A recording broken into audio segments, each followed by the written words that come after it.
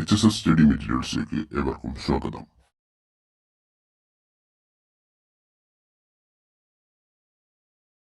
ഇന്ന് നമ്മൾ +1 ഫിസിക്സിലെ second ചാപ്റ്ററായ units and measurements ആണ് പഠിക്കാൻ പോകുന്നത്. ഇതിൽ കുറച്ച് കാര്യങ്ങൾ നിങ്ങൾ ആദ്യം പഠിച്ചു വന്നതുണ്ട്. അപ്പം അതാണ് ഫസ്റ്റ് പറയാൻ പോകുന്നത്. അത് ബേസിക്സ് ആണ്. ഇനി ആർക്കെങ്കിലും അറിയാവുന്നുണ്ടെങ്കിൽ ഈ ഒരു പാർട്ട് നിങ്ങൾക്ക് സ്കിപ്പ് ചെയ്ത് വീഡിയോ കാണാവുന്നതാണ്. What is quantity? Anything which has numerical representation is known as quantities. Numerical റെപ്രസെൻറ്റേഷനുള്ള ഒന്നിനെയാണ് ക്വാണ്ടിറ്റി എന്ന് പറയുന്നത്. There are 2 types of quantities. What are the 2 types of quantities? Physical quantities and non-physical quantities. എന്താണ് physical quantities? Anything that can be measured using instruments are known as physical quantities. Physical quantities are again classified into 3. What are the 3 physical quantities? Fundamental quantities, derived quantities and supplementary quantities. ഇവിടെ fundamental ക്വാണ്ടിറ്റീസും derived ക്വാണ്ടിറ്റീസും നിങ്ങൾ മുൻപുള്ള ക്ലാസ്സുകളിൽ പഠിച്ചതാണ്. ഇവിടെ പുതുതായിട്ട് വരുന്നത് സപ്ലിമെൻ്ററി ക്വാണ്ടിറ്റിയാണ്. Fundamental quantities which cannot be expressed in terms of any other physical quantities are known as fundamental quantities. അതായത് മറ്റുള്ള ഫിസിക്കൽ ക്വാണ്ടിറ്റി വെച്ച് എക്സ്പ്രസ് ചെയ്യാൻ പറ്റാത്ത ഒരു ക്വാണ്ടിറ്റിയാണ് ഫണ്ടമെൻ്റൽ ക്വാണ്ടിറ്റീസ്. അതിൻ്റെ പേര് തന്നെ മനസ്സിലാവും. Length, mass, time, temperature, electric current, amount of substance, luminous intensity. ഈ 7 കാര്യങ്ങളാണ് ഫണ്ടമെൻ്റൽ ക്വാണ്ടിറ്റീസ്. ഇതിൻ്റെ യൂണിറ്റുകൾ നമുക്ക് നോക്കാം. ലെങ്ത്തിൻ്റെ മീറ്ററാണ്, മാസിൻ്റെ കിലോഗ്രാമാണ്, ടൈമിൻ്റെ സെക്കൻഡാണ്, ടെമ്പറേച്ചറിൻ്റെ കെൽവിനാണ്, ഇലക്ട്രിക് കറണ്ടിൻ്റെ ആംപിയർ, പിന്നെ എമൗണ്ട് ഓഫ് സബ്സ്റ്റൻസ് മോളാണ്, ലൂമിനസ് ഇൻറ്റൻസിറ്റി കാൻഡിലാണ്. ഇനി derived quantities which can be derived from fundamental quantities are known as derived quantities. Fundamental quantity ഉപയോഗിച്ച് ഡിറൈവ് ചെയ്യാൻ പറ്റുന്ന ക്വാണ്ടിറ്റികളെയാണ് ഡിറൈവ്ഡ് ക്വാണ്ടിറ്റീസ് എന്ന് പറയുന്നത്. അത് area, volume, speed, velocity, density, force, work etcetera ഒക്കെ ഈ ഡിറൈവ്ഡ് ക്വാണ്ടിറ്റീസിൽ വരുന്നതാണ്.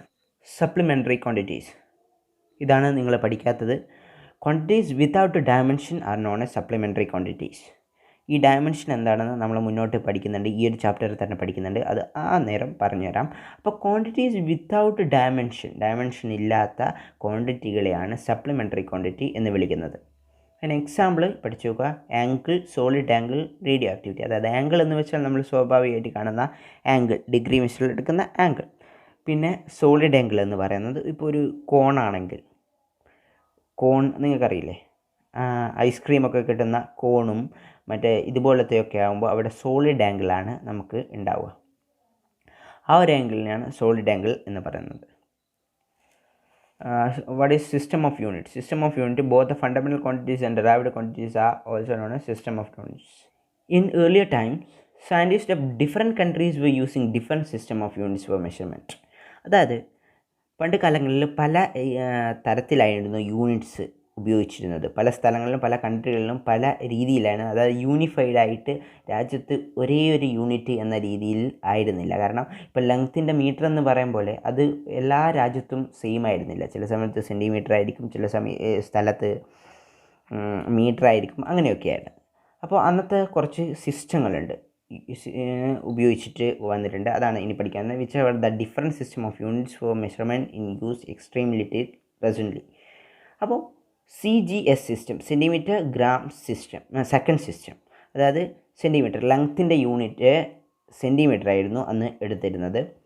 പിന്നെ മാസിൻ്റെ യൂണിറ്റ് ഗ്രാം ആയിരുന്നു, ടൈമിൻ്റെ യൂണിറ്റ് സെക്കൻഡ് തന്നെ. പിന്നെ PFS സിസ്റ്റം, ഇത് ഫൂട്ട്, പൗണ്ട്, സെക്കൻഡ് സിസ്റ്റം. അന്ന് ലെങ്ത്തിന് ഫൂട്ടും മാസിന് പൗണ്ട് ആൻഡ് ടൈമിന് സെക്കൻഡും ആയിരുന്നു എടുത്തിരുന്നത്. MKS സിസ്റ്റം ഇപ്പോൾ ഉപയോഗിച്ചിരിക്കുന്ന സിസ്റ്റമാണ്. അതായത് ലെങ്ത്തിന് മീറ്റർ യൂണിറ്റ്, മാസിന് കിലോഗ്രാം ആൻഡ് ടൈമിന് സെക്കൻഡ് യൂണിറ്റ് ആക്കി എടുക്കുന്ന സിസ്റ്റം. ഇനി എന്താണ് യൂണിറ്റ് എന്ന് നിങ്ങൾ പഠിക്കണം. What is units? In order to measure a physical quantity, its value is compared with the standard value of the same kind. This standard value is called a unit. What are the characteristics of a unit?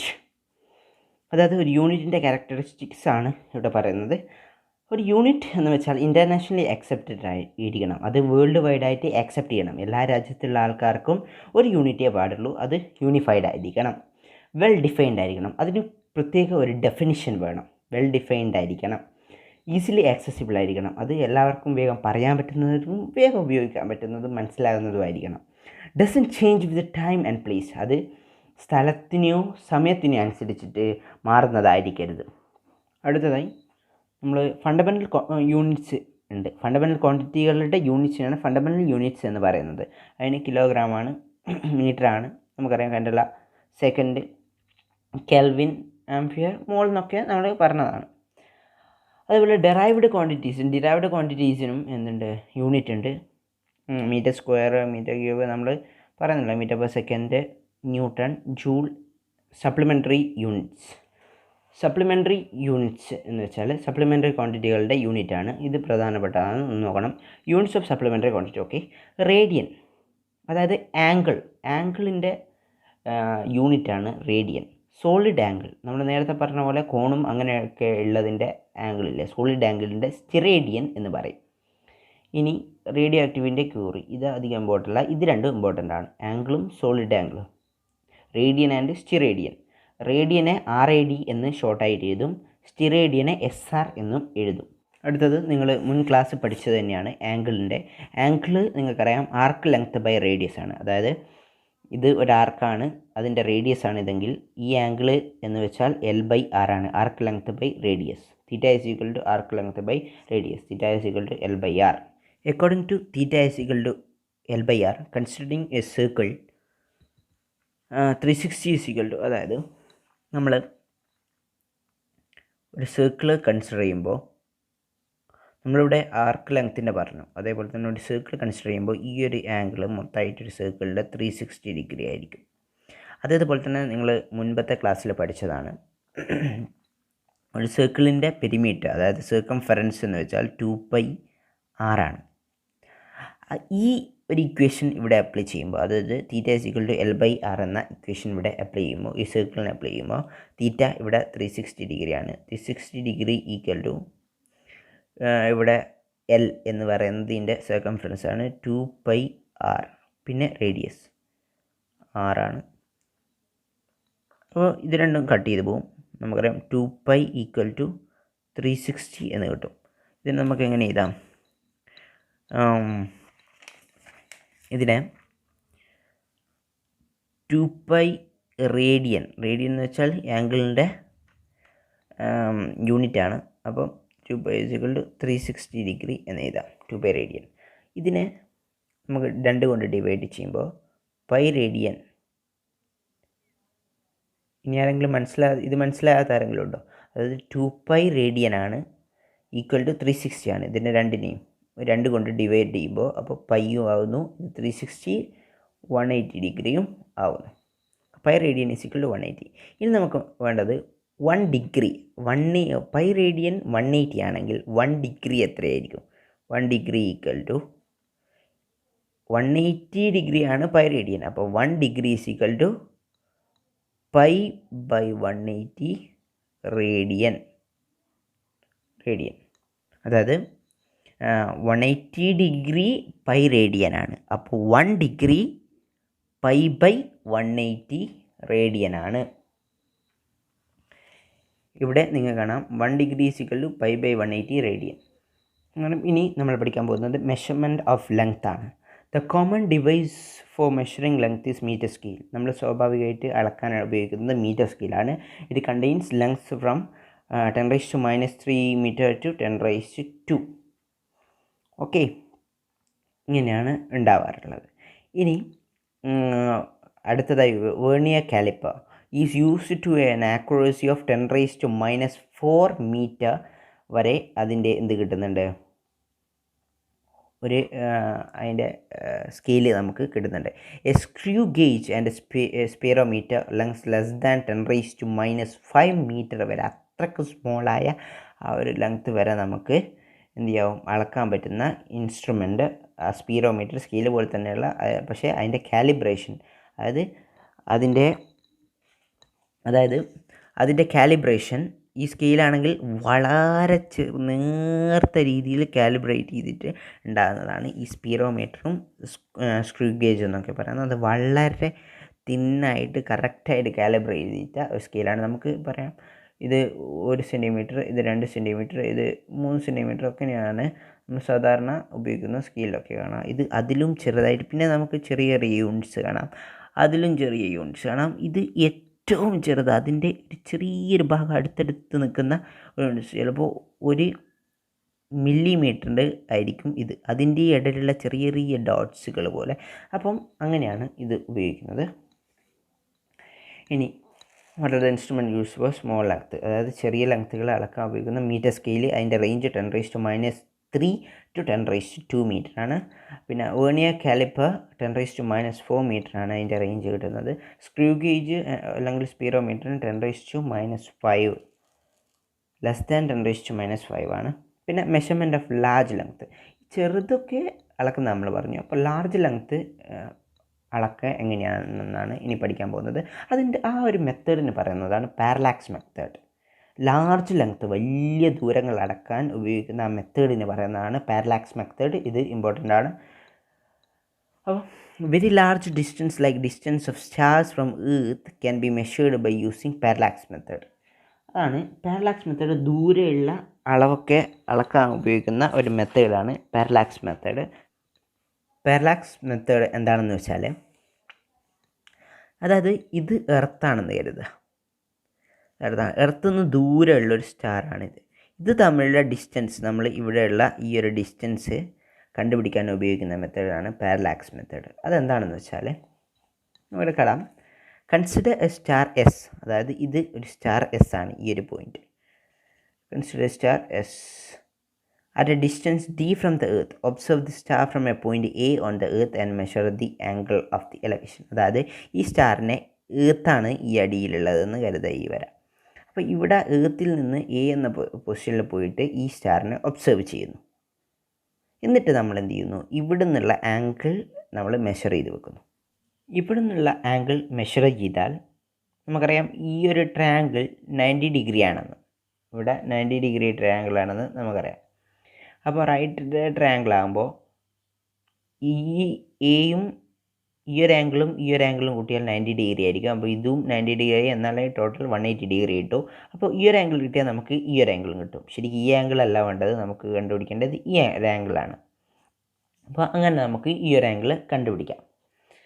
അതായത് ഇവിടെ നിന്ന് നോക്കുമ്പോൾ സ്റ്റാറിൽ ഉണ്ടാവുന്ന angle ആണ് നമുക്ക് വേണ്ടത്. ഇനി now observe the star from another point B on the earth.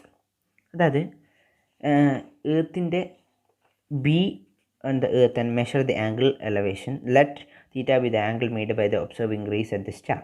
Now consider an arc with the star as the center and d as the radius. Arc length AB, central angle is equal to theta. Now we have okay.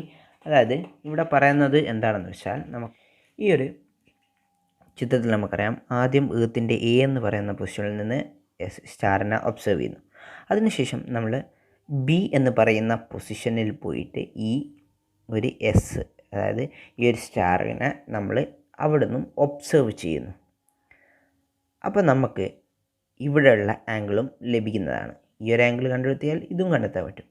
അപ്പോൾ ഇത് രണ്ടും add ചെയ്താൽ ഈ ഒരു ആർക്ക്, ഇതൊരു ആർക്കാണെന്ന് കരുതുക. അതായത് ഈ ഒരു എർത്ത് സർഫസിൻ്റെ ഇങ്ങനെ ഒരു ആർക്ക് വരച്ചാൽ ഇങ്ങനെയാണ് ഉണ്ടാവുക. ഈ ഒരു ആർക്ക് വരക്കുമ്പോൾ നിങ്ങൾ എഴുതും, ഇത് എർത്ത് സർഫസിൽ നിന്ന് കുറേ ദൂരേക്കായി പോയില്ല, എർത്തിൻ്റെ ഈ ഒരു ലെങ്ത്ത് കിട്ടില്ലല്ലോ എന്ന് നിങ്ങൾ കരുതും. എന്താണെന്ന് വെച്ചാൽ, നമ്മൾ സ്വാഭാവികമായിട്ട് കൺസിഡർ ചെയ്യുമ്പോൾ ഇത് എർത്താണെന്ന് കരുതുക. ഇത് എർത്താണെങ്കിൽ ഇതൊരു സ്റ്റാറാണ്. ഈ എർത്തിലെ ഈ ഒരു പോയിന്റിൽ നിന്ന് ഈ ഒരു പോയിന്റിലേക്കുള്ള ഡിസ്റ്റൻസ്, അതായത് ഈ ഒരു ഡിസ്റ്റൻസ് എൻ്റെ എത്രയോ മടങ്ങ് വലുതാണ്, എത്രയോ വലിയ ഡിസ്റ്റൻസാണ് ഇത്. അപ്പോൾ നമ്മൾ ഇവിടുന്ന് ഒരു വര വരയുമ്പോൾ, ഇങ്ങനെ ഒരു വര വരയുമ്പോൾ എന്ത് ചെയ്യാം, എർത്തിൻ്റെ ഏകദേശം ഈ ഒരു ആർക്ക് എർത്തിൻ്റെ ലെവലിൽ വരും. ഓക്കെ, അപ്പോൾ അത്രയേ ഉള്ളൂ. അങ്ങനെ കൺസിഡർ ചെയ്താൽ മതി. ഇതൊരു വര പോലെയാവും. അതാണ് മനസ്സിലാകുന്ന ഈ ഒരു ആർക്ക് ഏകദേശം ഇത് തന്നെയാണ്. അപ്പോൾ ഈ ഒരു ആംഗിൾ നമുക്ക് ലഭിച്ചു. ഇനി ഇവിടുന്ന് എയിൽ നിന്ന് ബിയിലേക്കുള്ള ഡിസ്റ്റൻസ് നമുക്ക് കണ്ടെത്താം. കാരണം എർത്തിലെ സർഫസാണ്, നമുക്ക് അളക്കാം. ഇവിടത്തേക്കുള്ള ഡിസ്റ്റൻസ് നമുക്ക് അളന്ന് കണ്ടുപിടിക്കാം. ഈ ഒരു ഡിസ്റ്റൻസ് നമ്മുടെ കയ്യിലായി, എ ബി നമ്മളെ കയ്യിലുണ്ട്. അതുമാത്രമല്ല എസിൻ്റെ ആംഗിളും നമ്മളുടെ കയ്യിലുണ്ട്. ഇനി നമ്മൾ ഈ ഒരു ട്രിക്ക് വെച്ചാൽ തീറ്റ ഈക്വൽ ടു L/R അറിയില്ലേ? Theta equal to L/R. തീറ്റ ഇത് L ആണ്, ഇത് R ആണ്. ഈ റേഡിയസ് തന്നെയാണ് ഈ റേഡിയസും. അതായത് ആർക്കിൽ എവിടെയുള്ളതും റേഡിയസ് തന്നെയാണ്. അപ്പോൾ ഈ ഒരു ലെങ്ത്തും ഇവിടുന്ന് ഇവിടത്തേക്കുള്ളതും എന്താണ്, സെയിം ആണ്. അപ്പോൾ നമുക്ക് എന്ത് ചെയ്യും, ഈ ലെങ്ത്ത് കണ്ടുപിടിക്കാം. എങ്ങനെ? Theta is equal to L/R അതറിയാം. അപ്പോൾ തീറ്റ നമ്മുടെ കയ്യിലുണ്ട്, അതുപോലെ എല്ലും നമ്മളുടെ കയ്യിലുണ്ട്. അങ്ങനെയാണെങ്കിൽ നമുക്ക് R കണ്ടുപിടിക്കാം. R എന്താണ്? R is equal to L/θ. അതായത്